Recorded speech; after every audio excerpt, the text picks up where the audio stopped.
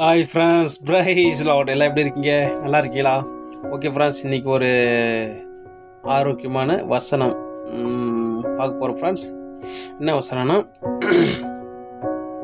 எபிரேயர் 12வது அதிகாரம் அதனுடைய 4வது வசனம் ஃப்ரெண்ட்ஸ். நான் வாசிக்கிறேன். பாவத்திற்கு விரோதமாய் போராடுகிறதில் இரத்தம் சிந்தப்படத்தக்கதாக நீங்கள் இன்னும் எதிர்த்து நிற்கவில்லையே. ஓகே ஃப்ரெண்ட்ஸ்,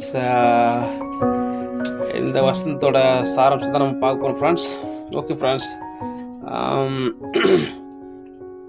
அது என்ன சொல்ல வருதுன்னு இந்த வசனம், பாவத்திற்கு விரோதமாக நம்ம ஒரு போராட்டத்தில் ரத்தம் சிந்தத்தக்கதாக அதுன்னா அதாவதுன்னா அவ்வளோ ஒரு ஃபோர்ஸ், ஒரு நெகட்டிவ் ஃபோர்ஸ், ஒரு போராட்டம். எப்படி செத்து போனாலும் நான் பாவம் செய்ய மாட்டேன், அந்த மாதிரி ஒரு போர்க்களம், ஒரு யுத்த காலம் மாதிரி நம்ம அந்த பாவத்துக்கு விரோதமாக நம்ம என்ன பண்ண எதிர்த்து நிற்கிறோம் ஃப்ரெண்ட்ஸ். ஒரு கண்கள் இச்சையோ இல்லை ஒரு மாம்ச இச்சையோ இல்லை ஜீவனத்தின் பெருமையோ ஏதோ ஒரு பண ஆசை, எந்த ஆசை வந்தாலும் அதுக்கு விரோதம் நம்ம என்ன பண்ணுவோம், அதை ஆசைப்பட்டு இணைஞ்சு போயிடக்கூடாது ஃப்ரெண்ட்ஸ். அதுக்கு எதிர்த்து நிற்கணும், நம்ம எதிர்த்து நிற்கிறது ஒரு போராட்டம், ஒரு ஃபோர்ஸ் தான். ஈஸியாக சொல்ல முடியாது, அது ஒரு தாக்கம் தான். ஆனால் நம்மளால் முடிஞ்சதுன்னா ஃப்ரெண்ட்ஸ் நம்ம நல்லா போராடணும். ஓகே ஃப்ரெண்ட்ஸ், நம்ம பாவத்துக்கு விரோதமாக நம்ம அந்த சூழ்நிலைகள், அந்த தாக்கம், அந்த ஆசை நமக்கு வரும்போது நம்ம எதிர்த்து நிற்கணும். முழு மனதோடு எதிர்த்து நிற்கணும், சும்மா கிடையாது. சும்மா பாதி மனசோடு கிடையாது, முழு மனசோடு நம்ம எதிர்த்து நிற்கும்போது ஒரு காலகட்டம் வரும்போது அந்த பாவத்தை மேற்கொள்கிற பலன் நமக்கு கடவுள் வந்து கொடுப்பார் ஃப்ரெண்ட்ஸ். ஓகே ஃபர்ஸ்ட், நிறைய கிறிஸ்தவர் நினைக்கிறாங்க, நிறைய பேர் என்ன நினைக்கிறாங்க, இந்த பாவத்தெல்லாம் மேற்கொள்ள முடியாதுங்க, பைபிள்லாம் சொன்னாங்க, பைபிள் சொல்லியிருக்குது, ஆனால் சொன்னாங்க யார்தான் பாவம் செய்யலை, எல்லாரும் பாவம் செய்கிறாங்க, அதனால் உலகத்துலலாம் பாவம் செய்கிறாங்க, நம்மளும் கிறிஸ்தவர்களும் பாவம் செய்கிறாங்க. ஆனால் உலகத்தாருக்கு தண்டனை, ஆனால் கிறிஸ்தவர்கள் வந்து பாவம் செஞ்சாலும் தண்டனை கிடையாது. ஏன்னா ஏசப்போ ரத்தம் சிந்தி நம்மளாம் மீட்டிட்டார் அப்படின்னு சொல்லிட்டு பிசாசு ஒரு பொய்யான எண்ணத்தை உங்கள் மனசில் விதைத்திருக்கலாம் ஃப்ரெண்ட்ஸ். நீங்களும் அப்படி நினச்சிருக்கலாம். தயவு செய்து சொல்கிற ஃப்ரெண்ட்ஸ், நம்ம போராடும்போது ஒரு காலகட்டம் வரும்போது நிச்சயமாக கடவுள் அதை வெற்றி, அந்த பாவத்தை மேற்கொள்கிற பலன் கொடுப்பார் ஃப்ரெண்ட்ஸ். ஓகே ஃப்ரெண்ட்ஸ், சில வசனங்கள் உங்களுக்கு எக்ஸாம்பிளாக சொல்கிறேன் ஃப்ரெண்ட்ஸ். இப்போ பார்த்தீங்கன்னா, யோவான் எழுதின சுவிசேஷம் 8வது அதிகாரத்தில் பார்த்தீங்கன்னா ஒரு வசனம், சத்தியத்தையும் அறிவீர்கள், சத்தியம் ஒரு விடுதலையாக்கும். நிறைய பேர் வசனத்தை நல்லா அறிஞ்சிருப்பாங்க, பைபிளே மனப்படமாக இருக்கும். அதாவது சத்தியத்தை அறிவீர்கள், எல்லாம் சத்தியத்தையும் அறியும் போது சத்தியம் அந்த நாலேஜ் நமக்கு வந்துடும், அந்த விடுதலையாக்கம் தான், உண்மைதான். ஆனால் அது மட்டும் பார்த்தா ஃப்ரெண்ட்ஸ், குமாரன் விடுதலையாக்கினால் மெய்யாகவே விடுதலையாகவே சொல்லிட்டு அது யோவான் 8வது அதிகாரத்தில் இருக்குது ஃப்ரெண்ட்ஸ். அப்போது என்ன சொல்ல வரேன்னா ஃப்ரெண்ட்ஸ், நம்ம சத்தியத்தை அறியும் போது அந்த அறிவு வருது. ஆனால் நம்ம அந்த போராடி அந்த ஒரு போர்க்களத்தில், நம்ம ஒரு யுத்த காலத்தில் நிற்கிறோம், நம்ம போராடும் போது நிச்சயமாக கடவுள் வந்து ஏசப்பா நமக்கு விடுதலை, அந்த பாவத்தை மேற்கொள்ள பலனையும், அந்த பாவத்தை ஜெயிக்கும் அந்த பலன் கொடுப்பார் ஃப்ரெண்ட்ஸ். ஓகே ஃப்ரெண்ட்ஸ், இன்னொரு வசனம் பார்த்தீங்கன்னா, ஆகமம் புத்தகத்தில் பார்த்தீங்கன்னா, அதாவது என்னாகுமோ என்னன்னு தெரியல ஃப்ரெண்ட்ஸ், ஒரு புக்கில் இருக்கும். அந்த புக்கில் எப்படி இருக்குன்னா, நானே உங்களை பரிசுத்தமாகிற கர்த்தர் அப்படின்னு சொல்லிட்டு ஒரு வசனம் இருக்கும் ஃப்ரெண்ட்ஸ். அது நிறைய பேர் கிறிஸ்தவர் என்ன பண்ணுவாங்க, இதை தப்பாக நினச்சின்னு, நானே உங்களுக்கு கடவுள் தான் நம்மளை விடுதலையாக்குவார் அப்படின்னு நினைக்கிறேன். உண்மை தான். ஆனால் அதுக்கு மேலே ஒரு வசனம் இருக்கு ஃப்ரெண்ட்ஸ், நீங்கள் உங்களை பரிசுத்தமாக்கி கொண்டு பரிசுத்தராருங்கள் அப்படின்னு ஒரு வசனம் ஃப்ரெண்ட்ஸ். அது கீழே தான் இந்த வசனம், நானே ஒரு பரிசுத்தமாகிற கர்த்தர். அப்போது முதல்ல 50% நம்ம தான் வந்து பாவத்துக்கு விரோதமாக போராடணும் ஃப்ரெண்ட்ஸ். அது நம்ம தான் ஃபஸ்ட்டு எஃபெக்ட், நம்ம தான் 50% நம்ம தான் போராடணும். அதை பார்த்து தான் கடவுள் அவர் 50% உதவி செய்வார் ஃப்ரெண்ட்ஸ்.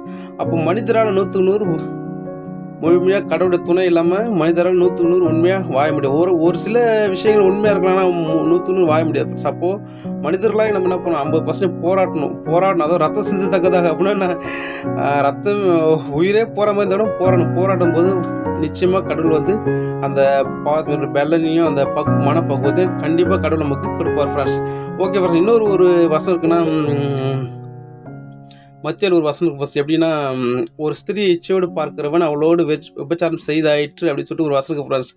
அப்போது எல்லாம் நினைப்பாங்க, இதையே விட்றாது ஒரு அழகாக ஒரு பொண்ணோ ஒரு ஆணோ போகும்போது நம்ம ஆட்டோமேட்டிக்காக ஆசை வரும். இது எப்படி விபச்சாரமாக மனசில் எப்படி விபச்சாரமும் செய்த மாரி ஆயிற்று, அதாவது விபச்சாரமே செய்தாயிற்றுன்னு இருக்குது வசனம். எப்படி இது ஏற்றுக்கொள்ள முடியாது அப்படின்னு நினைக்கலாம் ஃப்ரெண்ட்ஸ். நம்ம கண்களில் பிரச்சனை இல்லை ஃப்ரெண்ட்ஸ், நம்ம இருதயத்தில் தான் பிரச்சனை. நம்ம இருதயம் பக்குவப்பட்டு நம்ம இருதயம் நம்ம ஒரு பக்குவத்துக்கு வரும்போது, ஒரு தகப்படி ஸ்தானத்தில் ஒரு பக்குவம் வரும்போது எவ்வளோ தான் அழகான பெண்ணோ ஆணோ இல்லை எவ்வளோ பெரிய பொருளோ எதை பார்த்தா நமக்கு அந்த ஆசை வராது ஃப்ரெண்ட்ஸ். அதுக்கு பதிலாக நம்ம மகனை போல் மகளை போல் ஒரு தங்கச்சி போல் தம்பி போல் தான் அப்படி தான் எண்ணம் வரும் ஃப்ரெண்ட்ஸ். அதனால் நம்ம அந்த ஈஸியாக நம்ம அதை பாவத்தை ஈஸியாக நம்ம மேற்கொள்ளலாம் ஃப்ரெண்ட்ஸ். ஓகே ஃப்ரெண்ட்ஸ், நம்ம பாவத்திற்கு நம்ம எதிர்த்து நிற்க வேண்டும். ஓகே ஃப்ரெண்ட்ஸ், ஆவிக்குரிய வாழ்க்கையில் ஒவ்வொரு ரட்சிக்கப்பட்ட ஒவ்வொரு பிள்ளைகளுக்கும் ரட்சிக்கப்பட்ட ஒவ்வொருவருக்கும் ஆவிக்குரிய வாழ்க்கையில் ஒரு 3 படிகள் இருக்குது ஃப்ரெண்ட்ஸ். முதல் படி என்னென்னா, ரட்சிக்கப்பட்ட உடனே ஒரு 60%, 100% ஒரு 60% வச்சுக்கலாம் ஃப்ரெண்ட்ஸ். 60% அது 100% ஒரு 60% மெஜாரிட்டி. இதுதான் ஆரம்ப ஸ்டேஜ், முதல் படி. இதில் பார்த்தீங்கன்னா மனதளவு, அதாவது உள்ளத்துலேயும் ஆசைப்படுவாங்க, உடல்லையும் ஆசைப்படுவாங்க. அது எப்படின்னா, உள்ளமும் பாவம் செய்யும், உடலும் பாவம் செய்யும். இன்னும் 2 அவுட், 2துலேயே பாவம் செய்வாங்க. இது ஒரு 60% ஃப்ரெண்ட்ஸ். அவங்களுக்கு வந்து இச்சை அடக்கமே இருக்காது. உள்ளத்தில் பல ஆசைகள், பல இச்சைகள், அது நிறைய கட்டையெல்லாம் போடுவோம் ஃப்ரெண்ட்ஸ். எல்லாம் நிறைய ஆசைகள், இச்சைகள் இருக்கும். உள்ளத்துலேயும் பாவம் செய்வாங்க, உடல்லையும் போயிட்டு என்ன பண்ணுவாங்க, பாவம் செய்வாங்க ஃப்ரெண்ட்ஸ். இது வந்து ஒரு 60% ஃப்ரெண்ட்ஸ். இது வந்து ஃபஸ்ட்டு கேட்டகரி ஆவிக்குரிய வாழ்க்கையில் முதல் படி. அடுத்து 2வது ஸ்டேஜ் பார்த்தீங்கன்னா, 2வது படி எப்படின்னா, உள்ளத்தில் பாவம் செய்வாங்க, ஆனால் உடலில் பாவம் செய்ய மாட்டாங்க. அதாவது அவுட்டரில் கிடையாது, இன்னரில் பாவம் செய்வாங்க. பல இச்சைகள், பல ஆசைகள் போடுவாங்க. ஆனால் சூழ்நிலை விதமாக, இல்லை மனைவியோ கணவனோ இல்லை பிள்ளைகளோ இல்லை பெற்றோரோ இல்லை சூழ்நிலையோ இல்லை வேலை ஸ்தலங்களிலோ என்ன பண்ணுவாங்க, அவங்க வந்து பார்த்தீங்கன்னா உடலில் பாவம் செய்ய மாட்டாங்க, பயப்படுவாங்க, பயம் கூட இருக்கும். உடலில் பாவம் செய்ய மாட்டாங்க, ஆனால் என்ன பண்ணுவாங்க, உள்ளத்தில் பல ஆசைகள், பல இச்சைகள், பல ஆசைப்படுவாங்க ஃப்ரெண்ட்ஸ். உங்களுக்கு புரியும் நினைக்கிறேன், எல்லா விஷயமும் புரியும் ஃப்ரெண்ட்ஸ். புரியும் நான் நம்புகிறேன். நான் அந்த ஸ்டேஜில் கடந்து தான் வந்திருக்கு ஃப்ரெண்ட்ஸ். ஓகே, இது செகண்ட் ஸ்டேஜ். அதாவது என்னென்னா, உள்ளத்தில் பாவம் செய்வாங்க, ஆனால் உடலில் பாவம் செய்ய மாட்டாங்க. இது செகண்ட் ஸ்டேஜ் ஃப்ரெண்ட்ஸ். அடுத்து 3வது ஸ்டேஜ், இதுதான் கடைசி ஸ்டேஜ் ஆவிக்குரிய வாழ்க்கையில் 3வது ஸ்டேஜ். இது பார்த்தீங்கன்னா, இது ஒரு 10% வச்சுக்கலாம் ஃப்ரெண்ட்ஸ். அதாவது ஃபஸ்ட்டுக்கு வந்து 60%, 2வதுக்கு வந்து ஒரு 30%, 3வதுக்கு வந்து ஒரு 10%. இந்த 10% எப்படின்னா ஃப்ரெண்ட்ஸ், உடல்லையும் பாவம் செய்ய மாட்டாங்க, உள்ளத்துலேயும் பாவம் செய்ய மாட்டாங்க. அதாவது என்னென்னா, ஒரு கபடற்ற ஒரு குழந்தைகளை போல் மனசு மாறிடும் ஃப்ரெண்ட்ஸ். அதாவது எப்படின்னா, உடல்லையும் என்ன பண்ண மாட்டாங்க, பாவம் செய்ய மாட்டாங்க, உள்ளத்தில் இன்னர்லேயும் அவுட்டர்லேயும் பாவம் செய்ய மாட்டாங்க, ஒரு குழந்தை போல் இருப்பாங்க. இவர்கள் தான் தேறினவர்கள், முதிர்ந்த இதனுடைய பிள்ளைகள். இவர்கள் 10% ஃப்ரெண்ட்ஸ். இந்த ஸ்டேஜ் வர்றதுக்கு கிட்டத்தட்ட உடனே வராது ஃப்ரெண்ட்ஸ். இந்த ஸ்டேஜ், இந்த தேர்ட் ஸ்டேஜ் 10%, அது எப்போ வரும்னா, உடல்லையும் உள்ளத்துலேயும் பாவம் செய்யாமல் இருக்கிற ஒரு ஸ்டேஜ் எப்போ வரும்னா, கிட்டத்தட்ட என்னுடைய லைஃப்பில் ஒரு 15-20 வருடங்கள் கழிச்சு தான் இந்த ஸ்டேஜ் வரும் ஃப்ரெண்ட்ஸ். ஓகே ஃப்ரெண்ட்ஸ், இந்த தாட்ஸ் ப்ரோஜமாக நம்புகிறேன். Okay friends, bye friends, make a nice day, God bless you, bye friends, bye.